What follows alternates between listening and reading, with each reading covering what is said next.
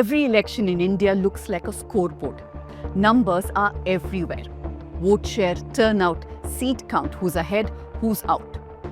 But there's one number that never makes it to the screen. The real cost of fighting elections. Not what the candidates officially declare and not even what shows up in the affidavits, but the actual money that moves through the system quietly, systematically, and often invisibly. Now, on paper, elections in India appear tightly regulated. The Election Commission of India prescribes clear limits on how much a candidate can spend. For assembly elections, this cap is at 40 lakhs per candidate, and every rupee is supposed to be recorded and audited. But on the ground, it operates very differently. Now sample this. In several southern states, the actual spending by a serious candidate is often in the range of 20 to 30 crores for a single assembly constituency.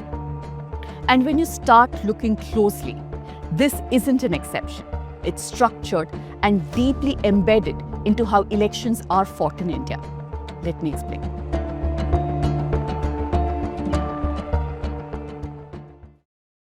Before I break down these election budgets, a quick reality check. I'm going to tell you about how crores are spent by political parties like it's loose change. But we don't have that kind of money. At the News Minute, we don't take ads or funding from governments, from political parties, or even their leaders. Which means no one is bankrolling this coverage, except of course you. And unlike election spending, ours is fully accounted for. You can contribute to our election fund and help us doing journalism that really matters. So scan the QR code on your screen and contribute to our election fund so more of our reporters can hit the ground and bring you reports.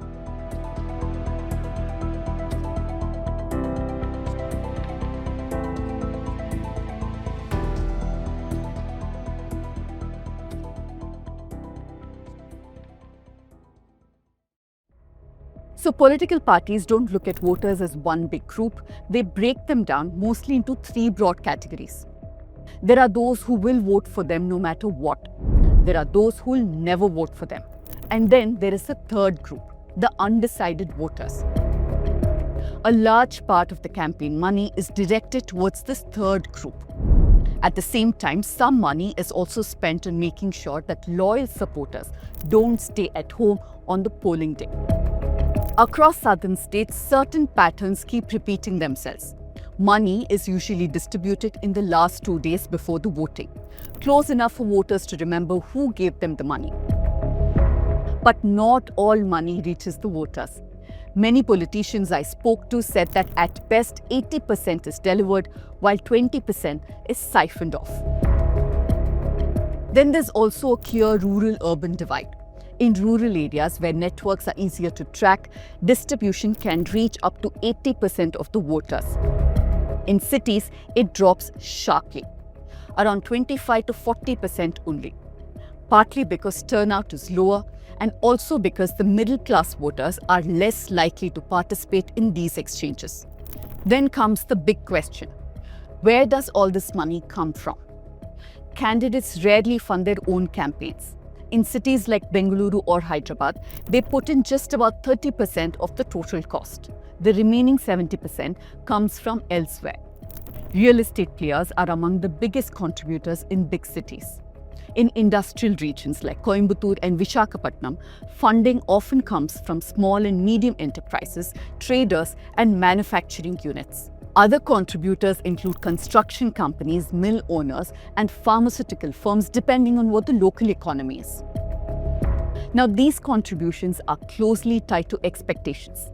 People want easier approvals, access, and fewer regulatory problems. And in the case of construction firms, they want something even more specific: contracts, roads, dams, big projects. Funding can get even more strategic.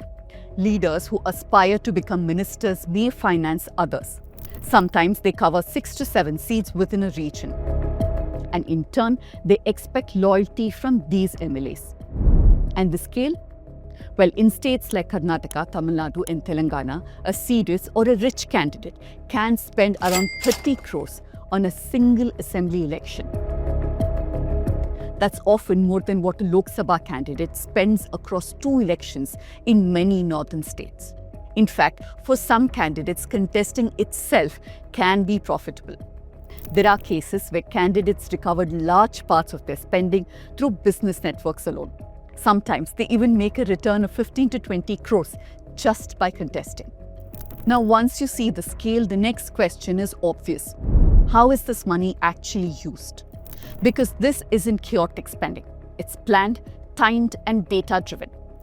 Let's look at Tamil Nadu, for example. Internal surveys suggest that even late in the campaign, around 20 to 40% of the voters can remain undecided. So the final stretch becomes crucial. The last 20 days are when the spending completely shoots up. Payments vary, generally in rural areas around 1,500 rupees per vote. In cities, it's closer to 2,500. Now, these rates can increase. When? That depends on how rich the candidate is, whether they have been parachuted from another place, or if the margins are too thin. The rates can go higher even if the place itself is comparatively affluent, like Coimbatore or Karur. And many political analysts will tell you it's just not possible to give bribes in every seat. There are strategic calls made on which seat, how many people should be given this bribe, and many other such factors. Parties also pay local influencers. These are people who can influence a small set of voters. In Karnataka's Old Mysuru region, which has 61 constituencies, payments are often made per household and not per voter exactly. A family might receive 15,000 to 20,000 in one go. And there is an understanding. The head of the family, who's the head of the household, ensures that everybody votes and everybody votes to the party that has paid the money. In tightly contested seats, the rates may go up, of course. In places like Mandya, Hassan, Mysuru, it can reach up to 4,000 rupees per voter. And in high-stakes battles, this could go up even more. There have been instances where segments of voters were paid as much as 15,000. In North Karnataka, cash is lower. It usually ranges around 500 to 1,500 rupees, but that's often balanced with alcohol distribution. Cities like Bengaluru follow another model: cash plus gift vouchers. So usually it's around 3,500 to 5,000 rupees in cash and vouchers worth 5,000 to 10,000 per household. And you can buy electronics, household items, clothes, anything with this voucher. I was told that in the Chamundeshwari constituency, where both the BJP and JDS worked together in 2018 to defeat Siddaramaiah, voters were paid up to 15,000 rupees in some cases. And mind you, all parties pay here. Then there is the machinery behind all these campaigns, primarily booth workers who ensure last-mile connectivity. One big spending for all parties is this. These payments can be anywhere between 300 rupees to 2,000 rupees per day, and this depends upon the place. This comes along with food and travel reimbursements. These payments are made over a period of 30 to 45 days leading up to the election. In Andhra and Telangana, the scale of operations is way more extensive. Each constituency typically has around 250 booths, and campaigning is organized around them in a highly structured manner. Booth workers conduct door-to-door campaigns in 4 rounds during the last 25 days, and usually one round is around 3 to 4 days. Since they do this as teams, the team is paid together. And when candidates visit villages, there's another expectation. Candidates are often expected to promise small projects funded from their own pocket. This is personal money. A crematorium, a water plant, a temple renovation, anything. And that could be anywhere around 10 to 15 lakhs per village. Now multiply that across dozens of villages, and that number quickly runs into crores. We are given to understand that in these 2 states, usually one constituency has around 50 villages. So you do the math.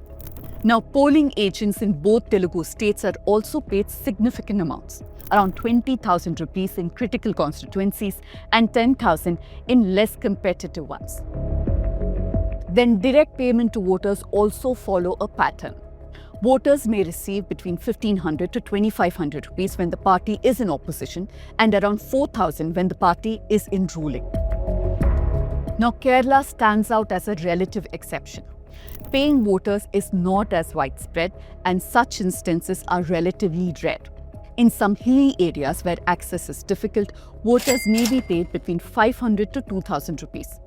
Outside of these contexts, one of the most notable instances was during the 2024 Lok Sabha elections in Thiruvananthapuram constituency, where around 3,500 rupees was reportedly distributed to a section of the voters. Now, apart from all this, there is the rally expenditure. Most times, people have to be brought to these rallies. Transport, food, and other small gifts have to be arranged with or without money. But in most instances, people who attend these rallies are also paid somewhere between 500 to 5,000 per day. Then the flex sports, the events, the road shows, you can imagine how much money is spent. Remember what I told you at the beginning about the Election Commission's cap, that is 40 lakh rupees? Now you can do the math and laugh at it.